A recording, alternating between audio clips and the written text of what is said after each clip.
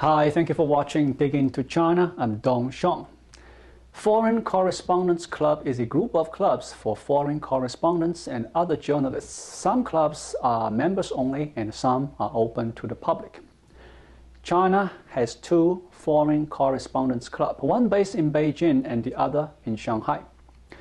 The Foreign Correspondents Club of China, FCCC, was established in Beijing in 1981.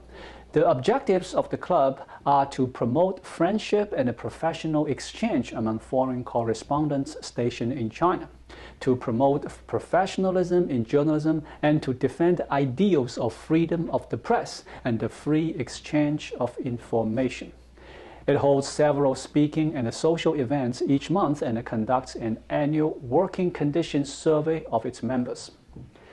The latest survey results were published at the end of January. It said foreign correspondents are facing unprecedented hurdles covering the world's most populous nation. Those hurdles include online trolling, cyber hacking, visa denials, and physical assaults. Almost all the foreign journalists surveyed said that reporting conditions in China did not meet what they considered to be international standards.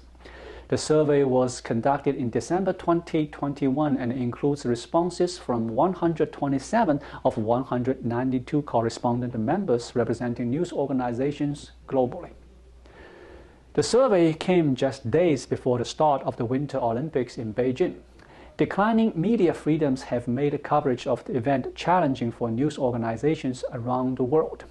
China has grown increasingly authoritarian, with worsening crackdowns on press freedom and harassment of foreign media and their staff. It found high rates of reported incidents of harassment and intimidation, and said the heightened dangers had prompted many foreign journalists and outlets to develop emergency exit plans. John Sudworth was a former BBC correspondent. His wife, Yvonne Murray, is a foreign correspondent for RTE. After receiving significant harassment and intimidation and the threats of legal actions over his investigative reporting, they were forced to leave China along with their children. John described his departure from China as this: "As we made our hasty exit, the plainclothes police tailing us and our young children to the airport were final proof of the dangers we faced and of China's deep intolerance for independent journalism." Chen Lei, an Australian journalist for the state broadcaster China Global Television Network, and He Zifeng, a Chinese journalist for Bloomberg, both remain in jail after more than a year. The report said foreign media companies in China are operating under critical labor shortages as authorities have failed to grant new credentials to numerous journalists seeking to begin assignments, citing the pandemic and geopolitical tensions. The government has, however, issued other types of visas, including business visas, to foreigners. As many as 46% of respondents said that their bureaus were understaffed due to their inability to bring in the required number of journalists. News organizations headquartered in the United States have been suffering since China expelled numerous journalists working for American news companies in early 2020. At the time, Beijing had insisted that it was forced to retaliate after the Trump administration designated U.S. branches of China's state media outlets as foreign missions and capped the number of Chinese journalists working for those outlets in the United States. American news organizations affected by the Chinese expulsions included the New York Times, the Washington Post, and the Wall Street Journal. Last November, U.S. and China agreed to relax some visa restrictions on each other's journalists. However, as of the end of 2021, China had yet to grant visas to the handful of U.S. journalists promised under the agreement, the report noted. Beijing's zero-COVID policy and restrictions have hampered not just the visa process, but also the work of journalists on the ground. Sudden lockdowns remain common across China, prompting reporters to cancel or postpone trips. More than half the respondents said they were told to leave a place or denied access for health and safety reasons when they presented no risks. Authorities have frequently invoked COVID prevention measures as a supposed reason to turn down interviews and block access for journalists, the report said. This includes blocking access to sensitive regions such as Xinjiang.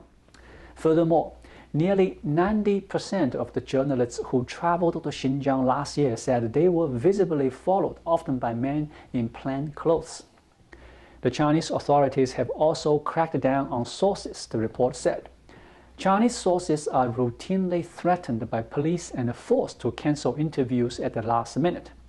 Journalists are also struggling with shrinking access to academics, think tanks, and employees of both state-owned and private enterprises, where approvals is required from higher-ups in order to speak to foreign reporters. Meanwhile, a quarter of respondents said they were targeted online because of their reporting in China. The report said that organizations, including the BBC, NPR, and Economists, have been attacked by state-linked entities, state media, and anonymous social media accounts for their reporting. Such campaigns have fostered a growing feeling among the Chinese public that foreign media are the enemy and that directly encourage offline violence and harassment of journalists in the field. The FCCC said in a press release when the report was published. Foreign journalists and their families are being harassed so severely that a handful of correspondents, demoralized and under attack, have simply left mainland China. The FCCC found that 62% of respondents reported being obstructed at least once by police or other officials, and 47% by unidentified individuals. It said 12% were manhandled or subjected to other forms of physical force while reporting. During the floods in Henan province last summer, several Western journalists were physically confronted by people angry at their attempts to report on the disaster and investigate official cover-ups that were later confirmed by China's central government. The FCCC said the attacks demonstrated and emboldened Chinese government willing to go to great lengths to discredit foreign journalists and their work. I always regard journalism a hazardous profession. In China, journalism hazard has a new meaning. Thank you for watching. Please leave a comment and subscribe to my channel. Just click the subscribe button right here. I'll see you again shortly. Until then, be well.